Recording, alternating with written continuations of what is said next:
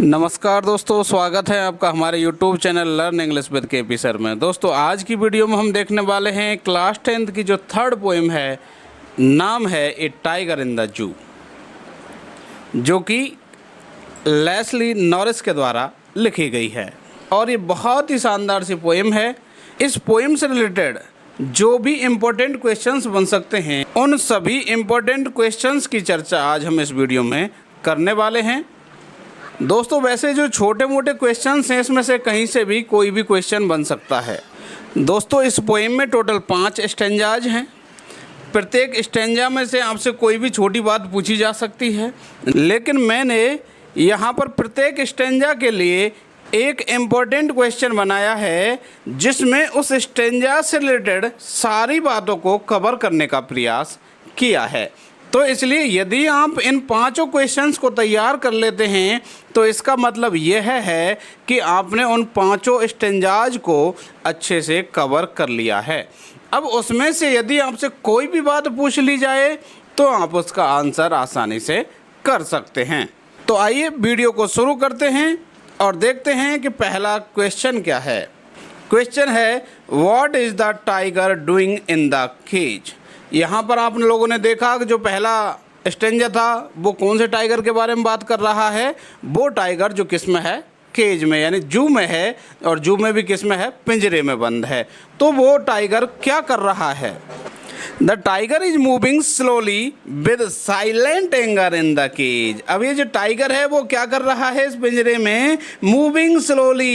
यहाँ पर एक वर्ड आता है ना, स्टॉक, इसका मतलब होता है अकड़ करके चलना या धीरे धीरे चलना। तो वो क्या कर रहा है, धीरे धीरे चल रहा है विद साइलेंट एंगर, यानी कि अपने उसे शांत किए हुए क्रोध के साथ। यानी उसको गुस्सा तो बहुत आ रहा है, लेकिन वो कैसा है, अभी शांत है और वह धीरे धीरे अपने उस पिंजरे की लंबाई में चल रहा है। अगला जो क्वेश्चन है, what does the tiger do in the jungle. यानी जो सेकंड स्टेंजा है वो जंगल वाले टाइगर की बात करता है। तो उसमें ये पूछा गया है कि जो जंगल वाला ये टाइगर है वो क्या करता है। तो क्या करता है, द टाइगर हाइड्स हिमसेल्फ, वह अपने आप को छुपा लेता है।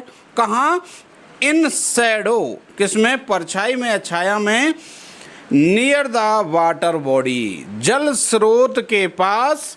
किस काम के लिए, to catch his prey deer, अपने शिकार को पकड़ने के लिए। और उसका जो शिकार है वो क्या है, डियर यानी हिरण है।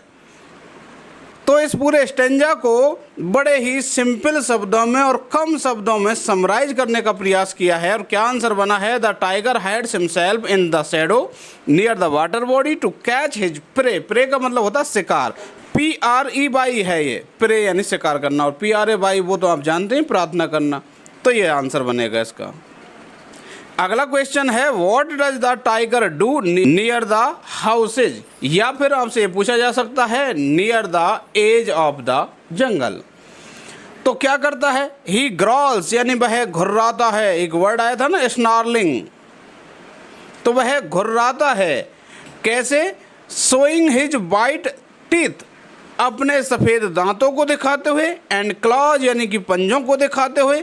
क्यों दिखाता है और क्यों घुर्राता है, टू टेरराइज द विलेजर्स, यानी जो गांव वाले लोग हैं उनको डराने के लिए, भयभीत करने के लिए। अब देखिए अगला जो क्वेश्चन है वो क्या है, अगले स्टेंजा से, यानी कि स्टेंजा नंबर 4 से क्या क्वेश्चन बना, why is the tiger ignoring the visitors, कि जो टाइगर है वह उन विजिटर्स को इग्नोर क्यों कर रहा है। यहाँ पर कौन से टाइगर की बात हो रही है, tiger in the zoo. He is ignoring the visitors because he is locked in a concrete cell, क्योंकि वह एक कंक्रीट सेल में लॉक है।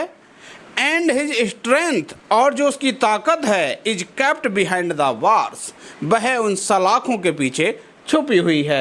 अब चूंकि वह सलाखों में बंद है, इसलिए जो उसकी ताकत है वह भी उन सलाखों के अंदर ही बंद है। इसलिए वह उन जो विजिटर्स आए हैं उनको इग्नोर कर रहा है, क्योंकि उसे अंदर ही अंदर बहुत गुस्सा आ रहा है। यदि वह ओपन होता, खुला हुआ होता, तो क्या इन विजिटर्स को इग्नोर करता, नहीं करता। वह इनके ऊपर प्रहार करने का, इनको पकड़ने का प्रयास करता।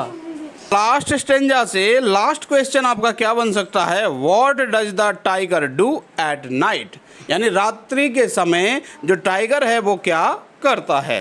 तो क्या करता है, द टाइगर लिसन्स यानी कि सुनता है, द लास्ट वॉइस यानी अंतिम आवाज़ को, ऑफ द पेट्रोलिंग कार्स यानी जो गश्ती लगाने वाली जो कार्स होती हैं उनकी अंतिम आवाज़ को सुनता है, एंड स्टेयर्स और घूर करके देखता है, टुवर्ड्स द शाइनिंग स्टार्स उन चमकते हुए तारों की ओर, विद हिज शाइनिंग आइज अपनी उन चमकती हुई आँखों से। तो ये काम वो लास्ट के स्टेंजा में करता है, जिसको कि मैंने सरल शब्दों में समराइज करने का प्रयास किया है। तो आशा करता हूँ दोस्तों आप इन पांचों बातों को, जो कि पांचों स्टेंजाज को बिल्कुल समराइज करने का प्रयास करती हैं, इनको आप अच्छे से दिमाग में धारण करके रखेंगे और आपके लिए ये एग्ज़ाम में बड़ी ही इम्पोर्टेंट साबित होने वाली हैं, क्योंकि इसमें पांचों स्टेंजाज की जो मोस्ट इम्पोर्टेंट बातें हैं वो सब इसमें कवर हो चुकी हैं।